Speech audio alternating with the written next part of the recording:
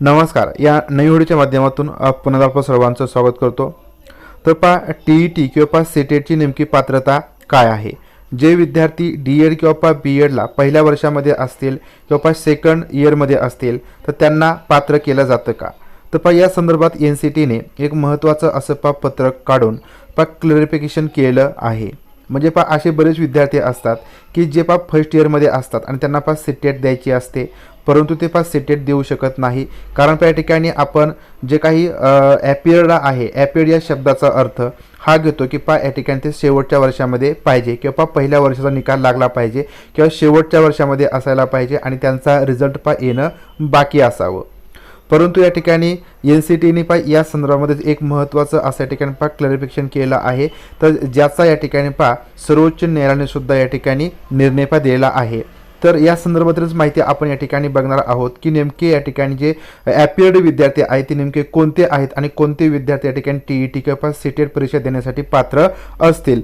तर या ठिकाणी बघा की फाईल दिलेला आहे NCT रजिस्टर्ड नंबर या ठिकाणी दिलेला आहे आणि श्रीपा राजवीर सिंग तर यांना या ठिकाणी हे पत्र पाठवलेलं आहे. म्हणजे याचाच अर्थ काय होतो की NCT ही अशी संस्था आहे की TET असेल सीटेट असेल DED किंवा BEd या संदर्भाने जे काही नियम वगैरे आहेत ते क्लिअर करत असतात किंवा नियम त्या ठिकाणी तयार करत असतात. आता या ठिकाणी सब्जेक्टच दिलेला आहे की clarification regarding eligibility for appearing in CTET. म्हणजे सीटेटसाठी किंवा TET साठी ॲपियर व्हायचं असेल किंवा त्या ठिकाणी त्यांना सीटेट किंवा TET द्यायचे असेल तर त्यासाठी जी पात्रता नेमकी काय आहे या संदर्भात या ठिकाणी क्लॅरिफिकेशन केलेलं आहे. आता या ठिकाणी बघा पॅरा 8.3 असं या ठिकाणी सांगितलेलं आहे, ज्याच्यामध्ये सांगितलेलं आहे की ॲज पर डिक्शनरी मिनिंग.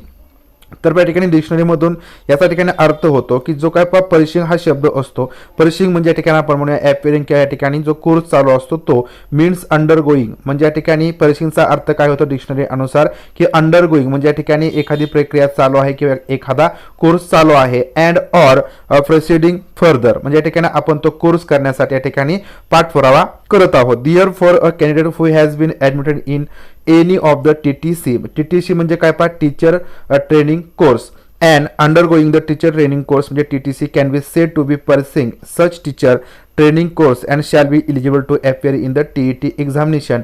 आता या ठिकाणी बघा स्पष्ट सांगितलेलं आहे याच्यामध्ये की जे विद्यार्थी म्हणजे आता टीचिंग ट्रेनिंग कोर्स म्हणजे TTC म्हणजेच काय म्हणजे तुमचा DED असेल, DTED असेल, DED असेल किंवा BEd असेल तर या टीचिंग ट्रेनिंग कोर्समध्ये ते या ठिकाणी समाविष्ट झाले असतील. म्हणजेच काय त्यांनी ॲडमिशन घेतलं असेल तर ते या ठिकाणी TET साठी पात्र असतील, TETचं ॲप्लिकेशन करण्यासाठी ते पात्र असतील.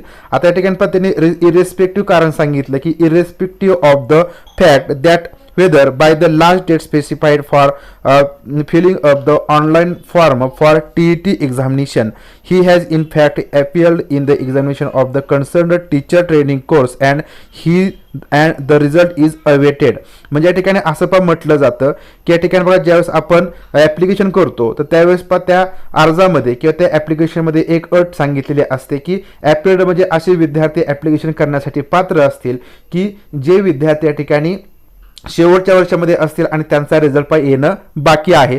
तर या ठिकाणी हे स्पष्ट म्हटलेलं आहे की हे या ठिकाणी अवैध आहे किंवा या ठिकाणी हे चुकीचं आहे, हे इरेस्पेक्टिव्ह आहे.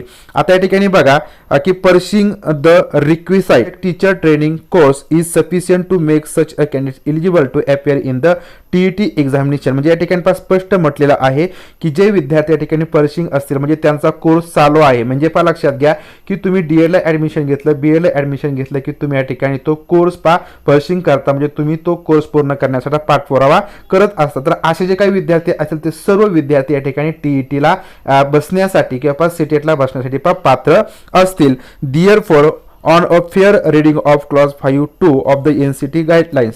आता या ठिकाणी बघा NCTने अशा प्रकारचे गाईडलाईन्स जो काही क्लॉज आहे 5 त्याच्यामधला दुसरा याच्यामध्ये जर योग्य रीतीने वाचन केलं तर याच्यामध्ये सांगितलेलं आहे की a person who has been admitted in the TTC and is pursuing she can appear in the TET examination. म्हणजे या ठिकाणी हे सांगितलेलं आहे की जे विद्यार्थी DEDला किंवा BEdला त्यांनी ॲडमिशन घेतलेलं असेल, त्यांचा कोर्स चालू असतील तर ते सर्व विद्यार्थी या ठिकाणी TET किंवा सीटेटसाठी इलिजिबल असतील.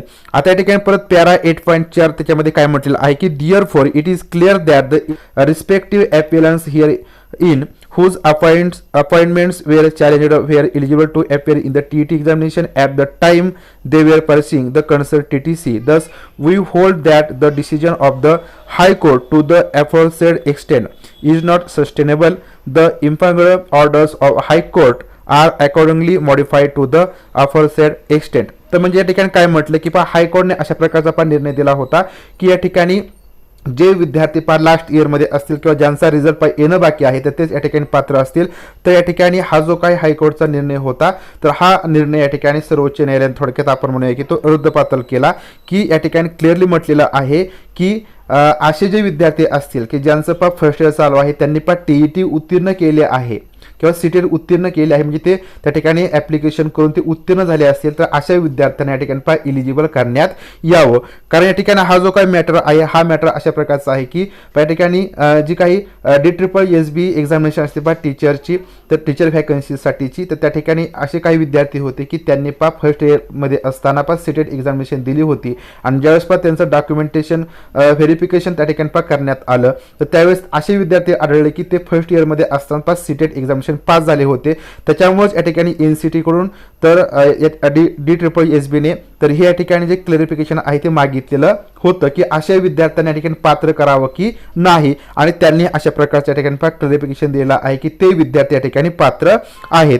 तर या ठिकाणी नंतर दुसरा जो मुद्दा आहे तो म्हणजे की it is clear from the order passed by the honourable supreme court म्हणजे सुप्रीम कोर्टाने या ठिकाणी हायकोर्ट जो काही मुद्दा आहे तो या ठिकाणी थोडक्यात आपण म्हणूया खारिज केला की court of India that a candidate who has been admitted in any of the TTC and undergoing the teacher training course can be said to be pursuing such teacher training course and fair reading of clause 5(2) of the NCT guidelines. A person who has been admitted in the TTC and is pursuing he can appear in the TET examination.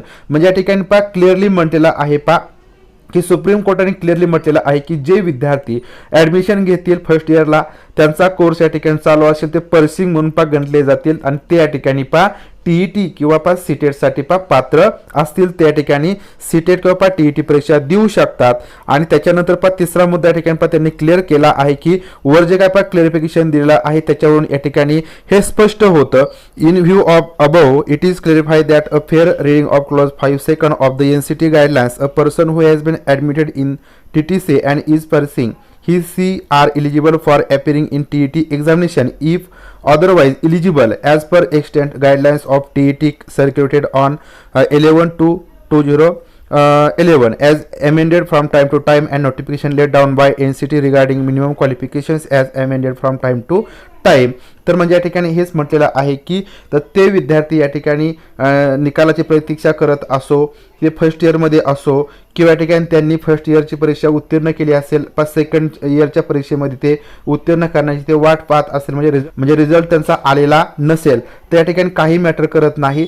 फक्त त्या विद्यार्थ्यांनी admission घेतलेलं असेल म्हणजे first इयरला जर त्यांनी admission घेतलं तरी सुद्धा ते सीटेट परीक्षा देऊ शकतात TET परीक्षा देऊ शकतात. त्या TET परीक्षेला जर पात्र झाले तर ज्यावेळेस त्यांचा जो काही कोर्स आहे TTC जो काही कोर्स आहे म्हणजे BEd किंवा DEd तर त्यांनी पूर्ण केलं आणि ज्यावेळेस ते टीचर व्हॅकन्सीसाठी ॲप्लिकेशन करतील तर त्याच्यामध्ये ते सीटेट किंवा TET परीक्षा ते पास असतील त्या ठिकाणी त्यांना इलिजिबल करण्यात यावं. तर अशा प्रकारे या ठिकाणी NCTने हे एक महत्त्वाचं असं क्लॅरिफिकेशन केलं आहे. म्हणजेच याचाच अर्थ काय तर जे विद्यार्थी सीटेट पेपर देऊ इच्छितात किंवा TET परीक्षा ते देऊ इच्छितात म्हणजे जे विद्यार्थी DEd किंवा BEdला त्यांनी फर्स्ट इयरला ॲडमिशन घेतलेलं असेल आणि त्यांना सीटेट परीक्षा द्यायची असेल तर ते आता इथून पुढे परीक्षा देऊ शकतात. किंवा या आधी सुद्धा ज्या विद्यार्थ्यांनी सीटेट किंवा TET परीक्षा फर्स्ट इयरला असताना दिलेली असेल तर ते सर्व विद्यार्थी या ठिकाणी जर पास झाले असतील तर त्यांचं सर्टिफिकेट या ठिकाणी व्हॅलिड असणार आहे.